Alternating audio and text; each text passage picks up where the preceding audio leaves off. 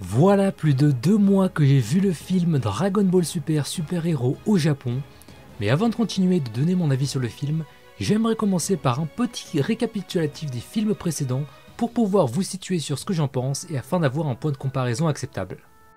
Pour commencer, Dragon Ball Z Battle of Gods, sorti le 30 mars 2013 au Japon, est le premier film ayant relancé la saga Dragon Ball après 20 ans en introduisant le personnage de Beerus, dieu de la destruction, ainsi que la nouvelle transformation de Goku, le Super Saiyan God. C'est un film que j'ai eu l'occasion de voir plusieurs fois, tout d'abord à sa sortie, puis ensuite pour me remettre à jour avant la sortie d'un nouveau long métrage. Mon avis en quelques mots, le film a le mérite de vouloir étendre l'univers Dragon Ball en introduisant le concept des dieux de la destruction et de proposer des scènes de combat très stylées. Le scénario ne vole pas très haut et je ne suis pas fan du chara-design, mais le film était relativement correct. 2 ans plus tard, le 18 avril 2015, sort Dragon Ball Z Katsuno F, dans lequel le grand méchant iconique de Dragon Ball, Freezer, fait son retour. Je ne vais pas passer par 4 chemins, ce film était exécrable. Non seulement il ne raconte rien en termes d'histoire, c'est toujours de la bagarre, pas super bien animé qui plus est, mais en plus le film tente même pas d'innover ou d'approfondir l'univers et se contente de se reposer sur ses acquis en ramenant un ancien méchant dans l'équation. Toujours le même chara-design que je déplore et la musique fade au possible.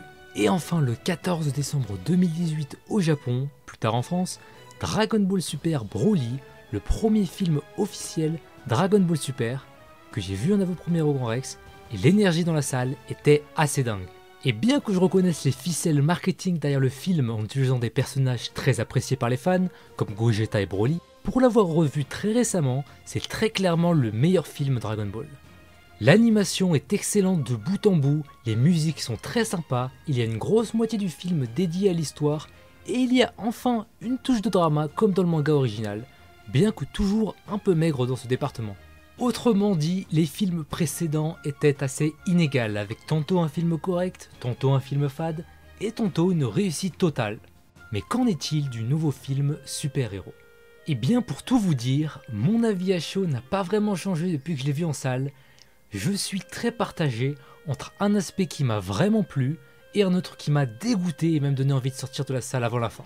Pour commencer, parlons de la CGI.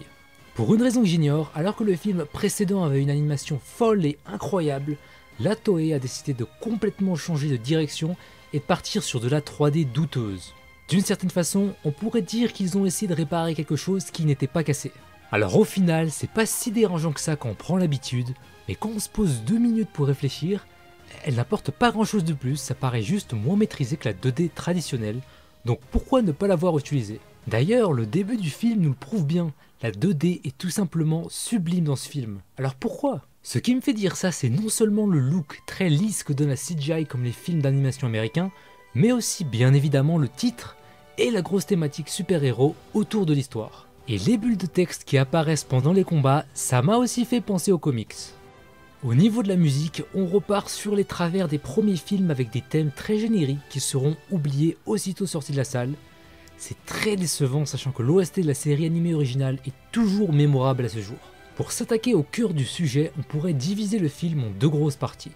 La première étant la partie Slice of Life, où les personnages vivent leur vie normale, et la deuxième partie, Combat, qui comme son nom l'indique porte sur la bagarre au même titre que Broly qui était divisé entre histoire et combat. C'est d'ailleurs un des seuls défauts que j'ai toujours reproché à Broly, bien que ce soit mon film Dragon Ball préféré, la partie combat est indépendante de l'histoire et ne raconte plus grand chose. En ce qui concerne Super Hero, j'ai trouvé la partie Slice of Life étonnamment bonne pour une raison simple, c'est que c'est un aspect de Dragon Ball qui n'est que trop peu exploité et qui est pourtant super intéressant. Je me souviens toujours de l'intrigue Great Saiyaman avant l'arc Buu à ce jour et c'était une vraie bouchée d'air frais. Même chose ici, quand le film a démarré et ce jusqu'à la moitié, j'étais agréablement surpris de voir autre chose que du combat sur 1 heure. Et pas seulement ça, le trio Piccolo, Gohan, Pan était également une vraie bouchée d'air frais. Cette fois, plus de Goku et Vegeta avec des transformations toujours plus démesurées et un ennemi toujours plus puissant. Enfin, c'est ce que je pensais. On en vient au plus gros défaut qui a complètement gâché mon expérience de visionnage, le mauvais fanservice et accessoirement la surenchère.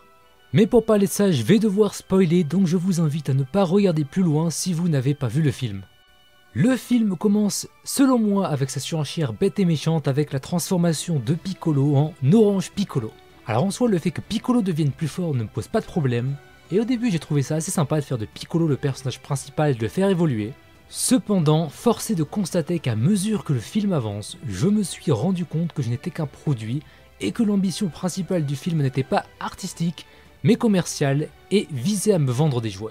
Non seulement Piccolo se transforme, mais Gohan aussi, même si cela ne sert pas l'histoire et que ce potentiel n'est même pas introduit au préalable. Et si c'était pas suffisant, celle aussi est de retour. Alors je pense qu'on l'avait tous piffé dès la bande-annonce qu'une histoire sur le ruban rouge allait forcément nous ressortir celle du placard. Mais non seulement ils l'ont fait, ils ont également veillé à changer sa couleur de peau et lui donner un nouveau nom, Cellmax, pour, vous l'avez compris, vendre plus de figurines. Car oui, Cell n'est pas un nouveau personnage et donc la Toei a bien compris que pour vendre plus de figurines, tout comme Freezer, il va falloir lui faire changer d'apparence. Le personnage d'un point de vue narratif n'a strictement aucun intérêt. D'ailleurs, j'irais même jusqu'à dire qu'il souffre du même problème que Broly dans son combat contre Gogeta. Il ne fait que crier pendant 20 minutes sans jamais prononcer un seul mot. Et ça, c'est sans parler de sa forme qui n'a aucun sens d'un point de vue fanservice. Pourquoi ont-ils choisi cette deuxième forme alors que la plus iconique est la dernière? Ce serait comme ramener Freezer en seconde forme ou le Boo maléfique gris. Ce sont pas les formes que les fans aiment le plus, alors quel est le but? La réponse pour moi est tout trouvée, et c'est bien ça le problème du film, c'est du marketing déguisé sous fond de fanservice raté. En parlant de fanservice, tout le monde a évidemment reconnu la scène de transformation de Gohan qui est directement copié-collé du manga original, quand ce dernier voit ses amis se faire détruire et qu'il a un déclic sous fond noir qui lui permet d'exploser de rage et de vaincre Cell. Encore une fois, je n'y vois qu'un manque d'originalité et surtout une incompréhension de pourquoi cette scène marchait dans le manga original, mais pas ici.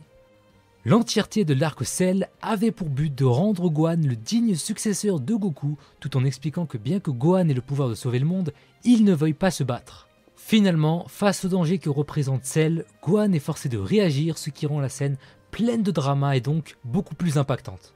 Il y a tout un build-up finalement. Dans le cas présent, la Toei essaie de reproduire ce schéma mais en moins bien. Il n'y a aucune tension car aucun build-up et donc par extension la sauce ne prend pas. Et surtout, on a déjà vu la même histoire mais en mieux il y a plus de 20 ans. Et pour finir, ce qui m'a donné le coup de grâce durant la séance, c'est le moment où Gohan se transforme et que son look est dégueulasse. Ok pardon, il n'était pas dans le script, celui-là il est sorti du cœur. J'ai facepalm pour la première fois de ma vie au cinéma et j'ai maudit la Toei pour nous sortir leur propre version de Gohan Blanco. Non seulement son design est moche, ses cheveux trop longs et qu'il a un regard de psychopathe, je trouve ça triste de se dire qu'une des plus grandes licences au monde se soit réduite à copier un vulgaire fanart dans le but de vendre plus de produits dérivés.